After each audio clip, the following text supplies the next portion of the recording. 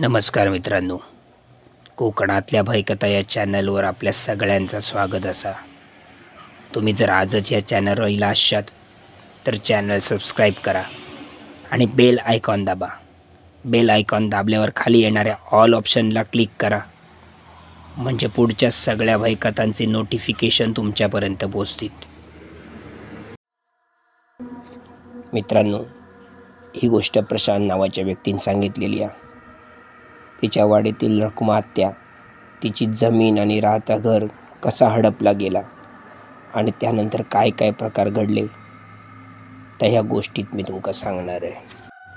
मित्रांनो, प्रशांत ज्या वाडीत राहायचो त्या वाडीत रखुमा नावाची एक 60 वर्षाची म्हातारी राहायची. जेव्हा तिचं लग्न झालं होता त्याच्या अवघ्या काही वर्षातच तिचं नवरो झाडाचे फांदे तोडताना झाडावरून पडलो आणि त्याच्यातच त्याचा मृत्यू झालो. तिका मूलबाळ काही नव्हता. कित्येक वर्ष ती एकटीच राहत होती. एवढी सगळी जीवनात संकट असन, पण त्या संकटांका अगदी खंबीरपणे तोंड देत ती आपलं जीवन जगत होती. तिचा स्वभाव मनमिळावू, गोड आणि प्रेमळ. वाडीतल्या लोकांका ती त्यांच्या कामधंद्यात नेहमी मदत करायची. त्याच्यातून थोडेफार पैसे तिका मिळायचे. वाडीतले लोक तिका रखुमा आत्या म्हणायचे. या जगात एकाकी पडलेल्या रखुमा आत्या म्हटल्यावर खूप बरा वाटायचा. ह्या जगात आपला कोणतरी जवळचा असा असं तिका नेहमी भासवायचो. घराच्या आजूबाजूक तिची 25 गुंठे जमीन होती. जमीन पण एक क्षेत्री, सपाट आणि रस्त्याक लागून एका मोक्याच्या ठिकाणी होती. मध्यभागी घर, घराभोवती जमीन. त्या जमिनीत तिनं 5-6 काजूची, 5-6 आंब्याची, 20-25 नारळाची झाडं लावली होती. अगदी छोटी झाडं लावल्यापासून ती मोठी होईपर्यंत विहिरीचा पाणी काढून तिनं त्या झाडांका शिंपला होता. अगदी एखादा मूल वाढवताना आई जशी आपल्या मुलाची काळजी घेता त्याचप्रमाणे रखुमा आत्याने त्या झाडांची काळजी घेतली होती. झाडं आता मोठी झाली होती, फळं देत होती. वर्षाकाठी मिळणारे काजू, आंबे, नारळ विकून तिका बरेच पैसे मिळायचे. तिच्यातून तो आपलं उदरनिर्वाह ती नेहमी करत असायची. तिका लहान मुलांची फार आवड होती. सकाळ संध्याकाळ वाडीतली सगळी पोरं रखुमा आत्याच्या घराकडे खेळताना दिसायची. ती पोरांका नेहमी खाण्यासाठी म्हणून सुक्या खोबरा द्यायची आणि जर कायच नाही मिळाला तर पोरांच्या हातावर साखर तर नक्कीच पडायची. त्यामुळे पोरं खूप खुश असायची. ती आपुलकीने रखुमा आत्या म्हणून हाक मारायची. लहान मुलांचं गोंधळ, त्यांची खेळताना होणारी भांडणं सोडून तिका फार गंमत वाटायची. मित्रांनो, रखुमा आत्याचं घर एक छोटासा होता. घरात नळ्यांचा छप्पर, मातीची भिंती जे रेव्याने सारवलेले असायचे. घरातील जमीन शेणाने स्वच्छ सारवलेली. अंगण म्हणजे खळा तर ती दर आठवड्यात सारवायची. भिजवलेल्या त्या पांढऱ्या शिडीत बोटा बुडून तुळशी वृंदावनासमोर, दरवाजासमोर, खळ्याच्या मध्यभागी आपल्या बोटांनी ती सुंदर नक्षी काढायची. दररोजची देवपूजा, घराची साफसफाई, त्यामुळे तिच्या घरात पाऊल ठेवला की एक वेगळंच आभास व्हायचो.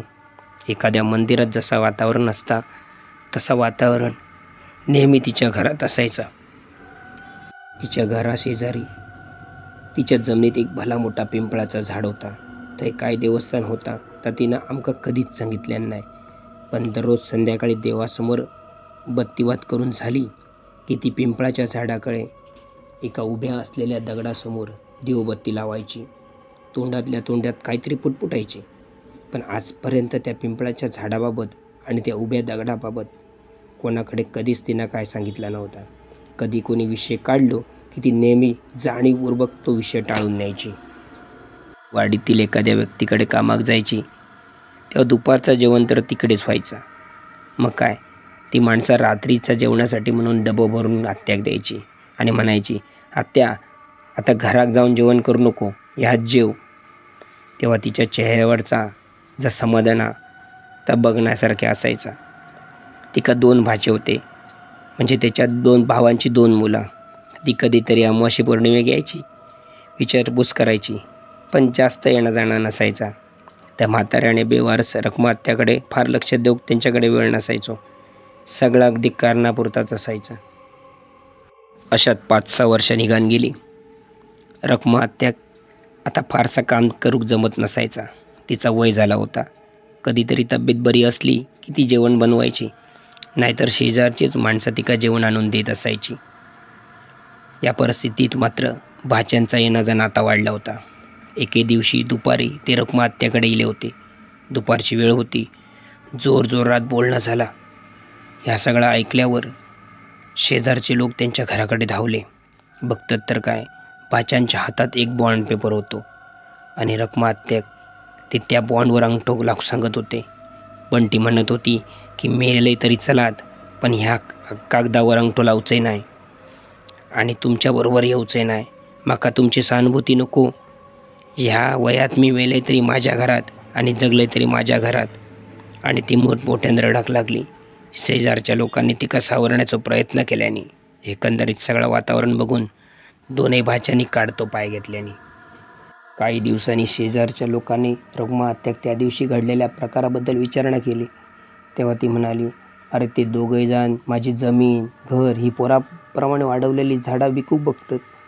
माका सांगतात आम्ही तुका आमच्याकडे घेऊन जातो. ही जमीन घर तुका खेकावया, तुझा कोण आहे या जगात. या सगळा विकूया, ते पैसे आम्ही दोघे वाटून घेतो आणि त्याच्या बदल्यात आम्ही तुका सांभाळतो. इतक्यात वाडीतलो एक माणूस म्हणालो, रखमा आत्या त्यांच्या नादाक लागान जर त्या बॉन्ड पेपरवर सही करशीत आणि जमीन विकशीत तर अडचणीत येतलंच. ते ह्या सगळा विकतले, पैसे खाऊन मोकळे जातले आणि तुका वाऱ्यावर सोडतले. रखमा आत्याक आता ह्या सगळा समजत होता, पण आपला दुःख मांडायचा तरी कोणासमोर.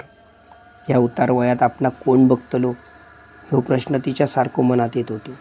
तिच्या डोळ्यातून पाणी वाहत होता. वाडीतल्या लोकांनी सांगितल्याने, रखमा आत्या तू काय घाबरा नको, आम्ही सांभाळू तुका शेवटपर्यंत. आम्ही तुझ्या पाठीचे असू. या जगात कोण नाही असा तू समजा नको. ह्या बोलल्यानंतर तिका थोडंसं धीर इलो. साडीच्या पदरान तिनं आपले दोन्ही डोळे पुसल्यान आणि ती थोडीफार समाधानी झाल्यासारखी वाटली. काही दिवस निघान गेले. एका रात्री रखमा आत्याचे दोनही भाचे रात्री रिक्षा घेऊन तिच्या घराकडे पोचले आणि रखमा आत्या म्हणाली, रखमा आत्या तुझे कपडे ह्या पिशवेत घाल. ती म्हणाली, कशाक रे. घाल म्हणतो ना, सांगता होता गपचूप कर. ती म्हणाली, मी खै येऊचे नाही. दोघांनी हाताक धरल्यानी तशी ती मोठमोठ्यानं आरडाक लागली, नको रे नको, माका सोडा, माका नको नेऊ. मी ह्या घरातच मरतलंय. ह्या घरातून माका नको नेऊ. इतक्यात एक बाजू मोठ्यानं आरडलो, ए म्हातारे गप्प बस, नाही तर हैसरच गळ आवळून मारून टाकतलंय. तसं दुसऱ्या भाषान तिचा तोंड आवळून धरल्यान ती ओरडण्याचा प्रयत्न करत होती, परंतु ती ओरडाक जमत नव्हता. शेजाऱ्यांका हाक मारण्याचा प्रयत्न करीत होती, पण काहीच उपयोग झालो नव्हतो. त्या दोघांनी तिका फरफटत रिक्षेपर्यंत नेल्यानी आणि जबरदस्तीने रिक्षेत कोंबल्यानी आणि आपल्या घरात घेऊन गेले.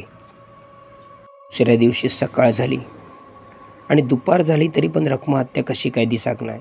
म्हणून शेजारची एक बाई तिच्या घराकडे चौकशीसाठी गेली आणि बघता तर काय, घरात भला मोठा कुलूप लावलेला होता. ही बातमी पुऱ्या वाडीत पसरली.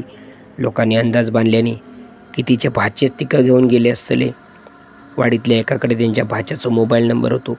त्यांना फोन लावल्यान तेव्हा कळला की होय, त्याच्या भाच्याने तिका रात्री आपल्या घरात नेल्याने. 10-15 दिवसांनी वाडीतली 4 माणसं आत्याक बघूक म्हणून भाच्यांच्या घराकडे गेली. थंय जाऊन बघतात तर काय, एका पडक्या खोलीत रखमा आत्या अंथरुणावर बसलेली. चौघांनी तिका हाक मारल्याने, आत्या. रखमा आत्या कशी असस, पण ती कायच बोलली नाही. एका जागी डोळे उघडून स्तब्धपणे बघत होती. हाक ऐकान मात्र तिच्या डोळ्यातून अश्रू वाहूक लागले. एका बाईनं आत्याच्या चेहऱ्यावरून हात फिरवल्यान तिका पण रडा केला. चेहऱ्यावर, हातावर, पायावर, त्या सुरकुतलेल्या चामडीवर उठलेले मारहाणीचे वळ सगळं काय सांगत होते. त्या चौघांका पण ती अवस्था बघून रडा केला. इतक्या क्रूरपणे तिचे भाचे तिच्याशी वागतील असा त्यांका वाटला नव्हता. काही वेळान, आत्या आम्ही जातो, आत्या आम्ही जातो हां, असं ती म्हणत होती. आत्या मात्र स्तब्धपणे एका जागी बघत होती. ती शेवटपर्यंत कायच बोलली नाही, पण तिच्या डोळ्यातून स्पष्ट दिसत होता की तिका खूप काहीतरी सांगायचं होता. 15 दिवस गेले आणि बातमी ऐका गेली, रखमा आत्याचं 4 दिवसापूर्वीच निधन झाला. सगळी वाडीतली माणसा पोराटोरा हळवळली. एका मनमिळाऊ गोड प्रेमळ बाईची अशा प्रकारे करुणंत ओचो याचा दुःख सगळ्यांका झाला होता. भाच्यांनी मात्र मारहाण करून रखमातेची जमीन घर आपल्या नावावर करून घेतला होता. पुढच्या काही दिवसानंतर एके दिवशी सकाळी ते दोघंही भाचे JCB घेऊन रखमातेच्या घराकडे पोचले आणि त्या जमिनीची लेवल करूक त्यांनी घेतल्यानी. त्या जमिनीत असलेला पिंपळाचं झाड त्यांनी JCBच्या साहाय्याने पाडल्याने त्या झाडाखाली जो उभो असलेलो दगड, ज्या ठिकाणी आत्या नेहमी संध्याकाळची दिववात करायची, तो दगड त्यांनी JCBच्या साहाय्याने जमिनीत पुरल्याने आता त्या JCBवाल्याक त्यांनी त्या घर जमीनदोस्त करूक सांगितल्याने रखमात्यानं आपल्या एकाकी आयुष्याशी लढत अनेक संकटांका तोंड देत उभं केलेलो तिचो संसार त्यांनी मातीमोल केल्याने आत्यानं देवघरात देवाऱ्यात श्रद्धेने पूजलेले देवाचे मूर्ती पण त्यांनी बाहेर काढूक नाही. घराचे मातीचे भिंती JCBच्या साहाय्याने धडाधड पाडूक लागले. घर बघता बघता जमीनदोस्त झाला. रखमात्याचो सगळो संसार तिनं श्रद्धेने पूजलेले देवाचे मूर्ती त्या जमिनीत काढले गेले. आता त्या ठिकाणी एक सपाट प्लॉट तयार झालं होतं. असं त्या भाच्याने त्या जमिनीत गिराईक बघूक सुरुवात केल्याने लवकरच एक गिराईक त्यांना मिळाला. जमिनीचो सौदो झालो. जमिनीचे अर्धे पैसे त्या जमीन घेणाऱ्या मालकान भाच्यांका दिल्यान आणि त्या ठिकाणी एक सुंदर स्लॅबचं बंगलो बांधूक चालू केल्यान. बंगल्याचं काम जोरदार सुरू झाला. म्हणता म्हणता तळमजलो उभं झालो. तसे बंगाली कामगार त्या तळमजल्यात रावाक लागले. त्यांका बिचाऱ्यांका काय माहीत होता ह्या जमिनीची पार्श्वभूमी काय. एका रात्री 7 ते 8 कामगार जेवले, अंथरूण पसरून झोपी गेले. रात्रीचे 12 वाजले. तसो त्या जमिनीतून कोणतरी भांडी धुता, कोणतरी जेवण करता, कोणतरी कळशेत पाणी भरता असो आवाज येऊ लागलो. 2-3 कामगार अचानकपणे जागे झाले. एकमेकांका विचारल्यानंतर काय तो आवाज त्या तिघांका येत होतो. पण तो प्रकार काय ह्या त्यांका समजना. दुसरो दिवस उजाडलो. रात्री घडलेलो प्रकार त्यांनी बाकीच्यांका सांगितल्याने पण त्यांचा काही विश्वास बसना. ते त्या कामगारांची चेष्टा मस्करी करूक लागले. असे काही दिवस निघान गेले. पहिल्या मजल्याचं काम आता पूर्ण होणार होता. तसंच एका रात्री पुन्हा त्या 3 कामगारांका कोणतरी म्हातारी बाई रडता, माका नको रे नेऊ, माका सोडा, मी तुमच्या पाया पडते, मी कष्टानं उभो केलेलो संसार असो कसो उघड्यावर टाकू, असं म्हणत ती जोरजोरात रडत होती. पुन्हा त्या 3 कामगारांका खडबडून जागिले. ते उठान बसले. एकमेकांका विचारूक लागले तर काय तिघांका पण तोच आवाज येत होतो. ते म्हणाक लागले, आपण एवढ्या ठिकाणी काम केला पण असो प्रकार आमच्याबद्दल कधीच झालो नव्हतो. कदाचित ह्या जमिनीतच काहीतरी दोष असा असं वाटतं. त्यांनी दुसऱ्या दिवशी त्या घर बांधणाऱ्या मालकाक बोलावून घेतल्याने आणि त्यांच्या बाबतीत जो 2 वेळा प्रकार झालो तो त्याका सांगितल्याने त्याचो पण काही विश्वास बसाना. बाकीचे कामगार पण सांगाक लागले की आमका बाबा ह्या काय घडता तर आमका काय कळणार नाही. त्या घर मालकान त्या कामगारांका दम दिल्यान. तो म्हणालो, हे काम करूचा असात तर करा, नाहीतर जावा निघान, मी दुसरे कामगार बघीन. ही बाचाबाची ऐकान एक शेजारची व्यक्ती त्या ठिकाणी पोचली. त्या मालकाक बाजूक घेऊन त्यांनी ती जमीन आपल्या आत्याकडून भाच्यानी कशी मिळवली आणि ती तुमका विकल्यानी याच्याबद्दल सांगितल्यान. पण तो मालक काय त्यांचा ऐकान घेऊन तयार नव्हतो. तो म्हणालो, माका त्याच्याशी काय काही ना देना आणि ह्या सगळा तुम्ही सांगणारे कोण, चला निघा.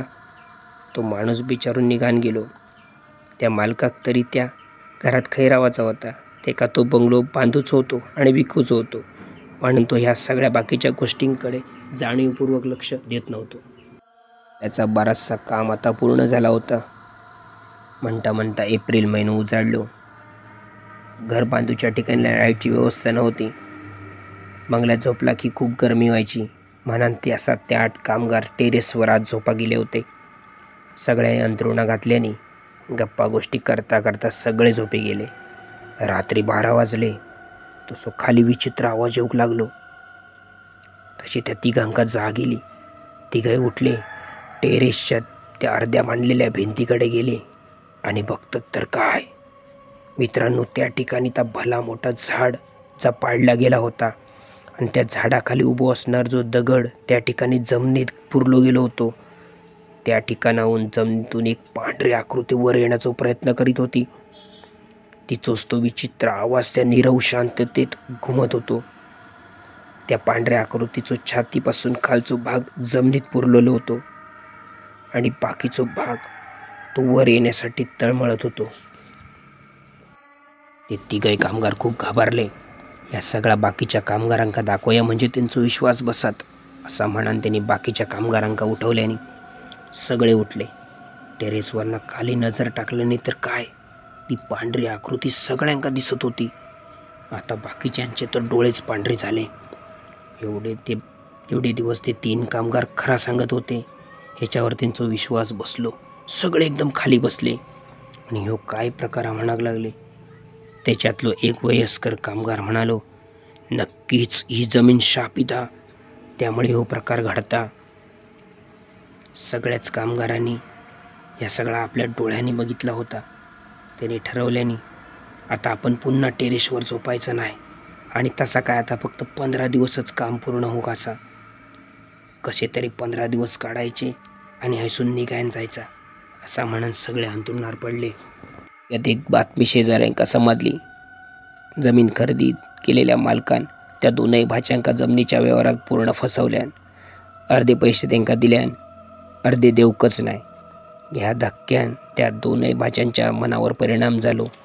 ते दोघंही आता वेडे झाले होते आणि आपला घरदार सोडून फिराक लागले होते. अंगार कपडे पण त्यांच्या शिल्लक रवले नव्हते. इकडे बंगल्याचा काम आता फक्त 4 दिवसाचा शिल्लक रवला होता. कामगारांनी बंगल्याच्या मालकाक फोन केल्याने, मालक, काम येत्या 2 दिवसात पूर्ण होईल, तेव्हा येत्या 2 दिवसात आमच्या मजुरीचा हिशोब करा आणि येताना आमचे पैसे घेऊन यावा. तसं मालक हा म्हणालो. त्याच दिवशी रात्री पुन्हा एक भयानक घटना घडली. रात्री कामगार बंगल्यात झोपी गेले होते. रात्रीचे 12 वाजले. पुन्हा तोच विचित्र आवाज येऊ लागलो. आता मात्र सगळे जागे झाले. उठान बघूची डेअरिंग मात्र कोणाच होत नव्हती. सगळे घाबरलेल्या स्थितीत भीतीन कापत होते. इतक्यात कोणतरी पूजा करताना जशी घंटी वाजवता तसं आवाज येऊ लागलो.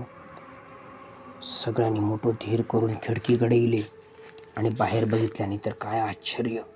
एक म्हातारी, तिच्या एका हातात निरांजन होता, दुसऱ्या हातात अगरबत्ती घेऊन ती वाकत जात होती. इतक्यात दुसऱ्या बाजूक ती पांढरी आकृती त्या जमिनीतून बाहेर येण्याचा प्रयत्न करत होती आणि तिचा चित्रविचित्र आवाज सगळीकडे घुमत होतो. ती म्हातारी पेटतो दिवो आणि अगरबत्ती घेऊन हळूहळू चलत त्या आकृतीपर्यंत पोचली. सगळं समोर घडणारा प्रकार सगळे कामगार खिडकीतून बघत होते. सगळीकडे शांतता पसरली होती. म्हातारीने दिवो जमिनीवर ठेवल्यान, अगरबत्ती जमिनीत खोचल्यान आणि त्या आकृतीच्या आजूबाजूची माती ती आपल्या 2 हातांनी बाजू करूक लागली आणि म्हणाक लागली, बाबा रे, तुका कोणी जमिनीत गाडल्यान? अरे जे तासापर्यंत मी तुझी सेवा केलंय, आता मी काय करू? ज्यांना तुका जमिनीत गाडल्यान त्याच्याकडसून घे पुढची तुझी सेवा करून. असा म्हणान ती आपल्या 2 हातांनी त्या आकृतीच्या सभोवतीची माती दूर करत होती. पण काय आश्चर्य, पुन्हा ती माती येऊन त्या आकृतीच्या भोवती जमा होत होती. बराच वेळ हा चालला होता, पण ती आकृती बाहेर काढण्याचा ती म्हातारी पूर्ण प्रयत्न करत होती, पण तो सफल होत नव्हतो. इतक्यात म्हातारी उठली आणि बंगल्याच्या दिशेने येऊ लागली. तशी ती आकृती मोठमोठ्याने आरडाक लागली. जणू काही ती म्हातारी सांगत होती की माका ह्या मातीतून बाहेर काढ, सोडव ह्याच्यातून. म्हातारी बंगल्याच्या खाली गेली आणि अचानकपणे अदृश्य झाली. दुसरो दिवस उजाडलो. सकाळ झाले. कामगारांका आता रवलेले 2 दिवस कसे जातले ह्याची चिंता लागली होती. इतक्यात मालकाचो एका कामगाराक फोन इलो. तो म्हणालो की मी आज संध्याकाळपर्यंत पोचतोय तुमचे पैसे घेऊन. कामगार खुश झाले. आज पैसे मिळाले तर आपण उद्याच हैसून जायचा. दुपार झाली. तसो एका कामगाराक फोन इलो. तो फोनवर बोलता बोलता अचानक खाली कोसळलो. बाकीच्यांनी त्याका पाणी पाजल्याने विचारल्याने अरे काय झाला? तेव्हा तो म्हणालो, घर मालक आमका पैसे देण्यासाठी येत असताना वाटेत त्याचा ॲक्सिडेंट झाला आणि त्याच्यात त्याचा मृत्यू झालो हा. मित्रांनो, अशा प्रकारे आपल्या आत्याची हडपलेली जमीन त्या भाच्यांका भारी पडली होती. त्या भाच्यांनी कशा प्रकारे जमीन आपल्या आत्याकडून हडपली ही त्या नव्या मालकाक माहीत होती. पण कमी दरात आपणाक मिळता ह्या हव्यासापोटी त्यानं ती खरेदी केल्यान. त्यामुळे ती कोणाकच पचली नाही आणि त्या म्हातारेन पचाक पण देऊ नाही. म्हणान म्हणतात, कोणाची संपत्ती हडप करू नये. संपत्ती हडप करणं ह्या कधीच बरं नाही आणि ती संपत्ती आपल्या यशाक पण येणार नाही. मित्रांनो, ही जर गोष्ट तुमका आवडली असात तर जास्तीत जास्त लोकांका शेअर करा, लाईक करा, कमेंट करा आणि हे चॅनल सबस्क्राईब करू मात्र विसरा नकात. म्हणजे पुढची एक खतरनाक सत्य अनुभव तुमका या चॅनलवरती ऐकाक मिळणार. आजपर्यंत मी तुमची या ठिकाणी रजा घेत आहे. धन्यवाद.